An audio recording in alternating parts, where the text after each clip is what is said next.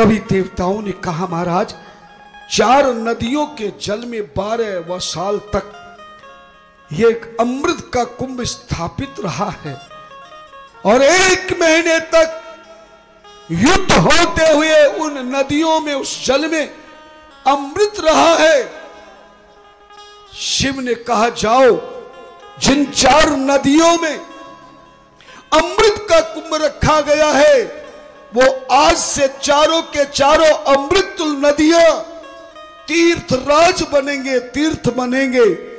12 वर्ष तक तो अमृत पाताल में रहेगा, लेकिन हर 12 वर्ष के बाद 1 महीने तक इन चारों नदियों में अपने समय के अनुसार पूरा जल अमृत ऊपर आएगा और 1 महीने तक उस कुंभ का अमृत इस जल में रहेगा।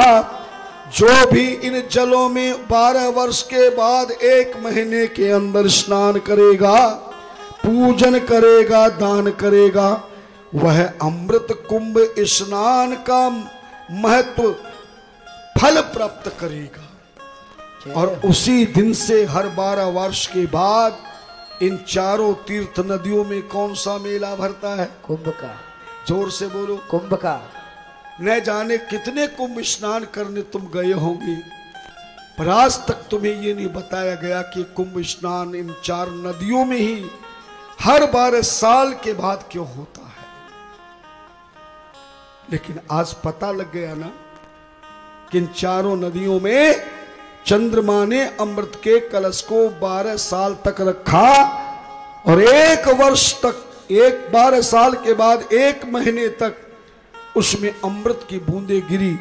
भगवान शिव ने वरदान दिया, हर 12 वर्ष के बाद ये अमृत की बूंदें इस जल में विलीन होकर अमृत तुल्य नदियों का जल होगा और जो स्नान करेगा वो अमृत कुंभ स्नान कहलाएगा, जिसके स्नान करते ही कई जन्मों के पापों से, तापों से, संतापों से मुक्ति प्राप्त होगी, जीवन को जीने की शक्ति प्राप्त होगी, भोलेनाथ की भक्ति प्राप्त होगी। ध्यान देना। और यह भी वरदान दिया गया कि सूर्य चंद्रमा का ग्रहण लगेगा। ध्यान देना। अमावस्या को सूर्य ग्रहण होगा और पूर्णमासी को चंद्र ग्रहण होगा। इसीलिए ग्रहण होता है। भगवान शिव ने वरदान दिया, इस ग्रहण के दिन जो गंगा जल छिड़केगा, तुलसी दल वस्तुओं में डालेगा, कुशा घास का प्रयोग करेगा, उसे ग्रहण का दुख नहीं लगेगा। ग्रहण के दिन चंद्रमा सूर्य के दर्शन नहीं करना चाहिए। ग्रहण के दिन गर्भवती नारी को घर से बाहर नहीं निकलना चाहिए। अपने बच्चों को भी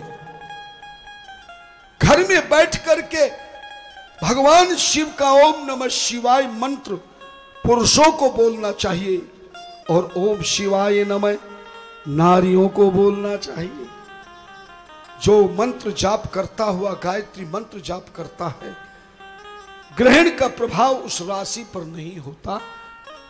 और सूर्य ग्रहण और चंद्रमा का ग्रहण का उसी पर दोष लगता है जो सूर्य चंद्रमा का दर्शन करता है या फिर सोता है या राक्षसी जीवन को व्यतीत करता है।